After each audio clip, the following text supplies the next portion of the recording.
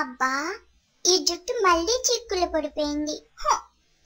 ఎప్పుడు ఇంతే. అసలు జుట్టు ఎందుకు ఉండాలి? జుట్టు లేకపోతే ఏమవుతుంది?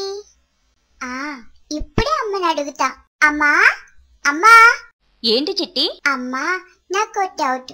అసలు మన తలపైన జుట్టు ఎందుకు ఉండాలమ్మా? అది లేకపోతే ఏంటి నష్టం? అబ్బా, నీవన్నీ పిచ్చి సందేహాలు. నేను వంట చేస్తున్నా కదా, వెళ్ళు. అమ్మ ఎప్పుడు ఇంతే. నాన్నని అడుగుతాను.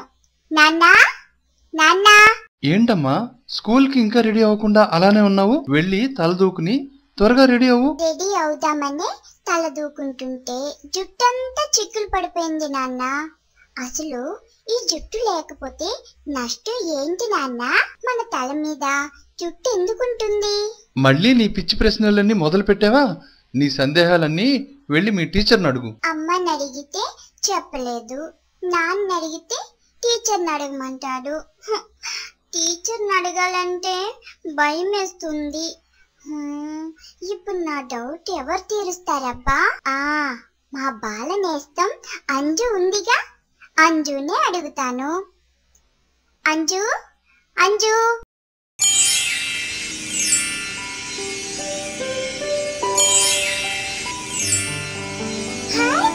భలే భలే.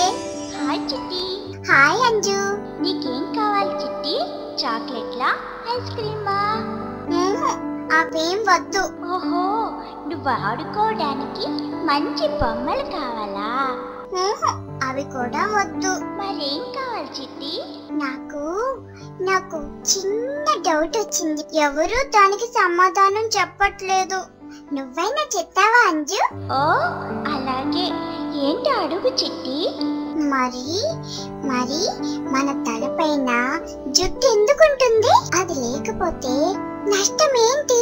దానివల్ల మనకేమైనా ఉపయోగాలున్నాయా అంజు? ఓ అదా నీ సందేహం. అయితే నేను చెప్తాను విను. మనం ఏం పని చేయాలన్నా మెదడుతో ఆలోచించి కదా చేస్తాం. అవును. మన మెదడు ఎంతో సున్నితమైనది. అది మన తలలో కదా ఉంటుంది. అవును కదా.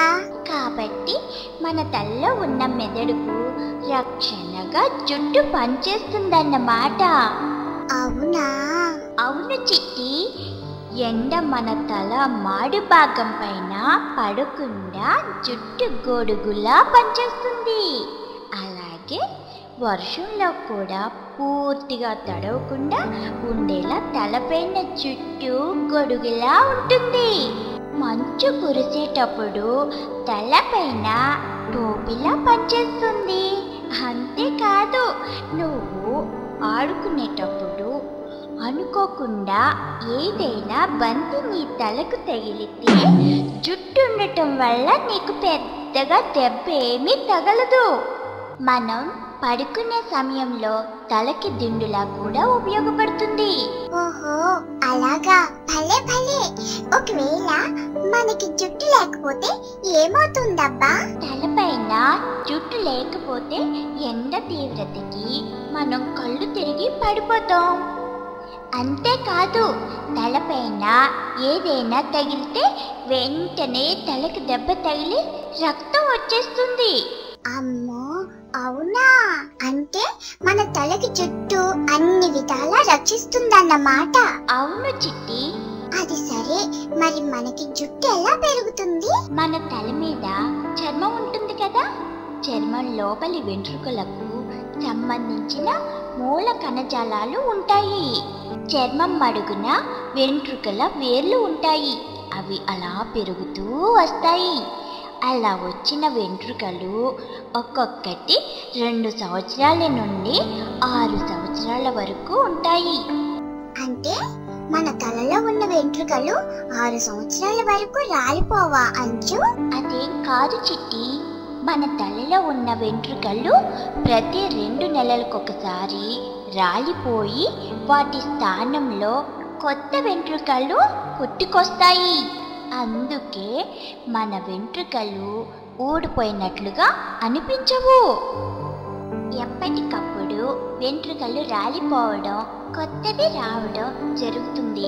అంతే కాదు, మనందరి తలపైన ఉండే వెంట్రుకలు నెలకి 1/2 ఇంచ్ పొడవు పెరుగుతాయి, తెలుసా? సరే గాని అంజు, జుట్టు తలపైనే ఎందుకు పెరుగుతుంది? వేరే చోట పెరగదా? తలపైనే కాదు చిట్టి, కనుబొమ్మల పైన, కనురెప్పల్లో కూడా వెంట్రుకలు పెరుగుతాయి. పెద్దవాళ్ళకి చేతుల పైన, కాళ్ళ మీద, ఇంకా శరీరంలో మరికొన్ని ప్రదేశాల్లో కూడా వెంట్రుకలు పెరుగుతాయి. అవునా? అయితే సరే. అంటే మన తలపైన జుట్టు ఉంటే తలకి రక్షణగా ఉంటుంది, ముఖానికేమో అందంగా ఉంటుంది. అవును చిట్టి. అమ్మయ్య, నా డౌట్ తీరిపోయింది అంజు. ఇప్పుడు నాకు చాలా చాలా సంతోషంగా ఉంది. నాకు తెలియని విషయాలు ఎన్నో చెప్పావు. చాలా థ్యాంక్స్ అంజు. మళ్ళీ నాకు ఏదైనా డౌట్ వస్తే మళ్ళీ నిన్ను పిలుస్తాను, సరేనా? ఓకే, నీకు ఎప్పుడైనా డౌట్ వచ్చినా వెంటనే నన్ను పిలు, వచ్చేస్తాను. అలాగే అంజు, నాకు స్కూల్కి టైం అవుతుంది, నేను వెళ్తాను. బాయ్. బాయ్ చిట్టి.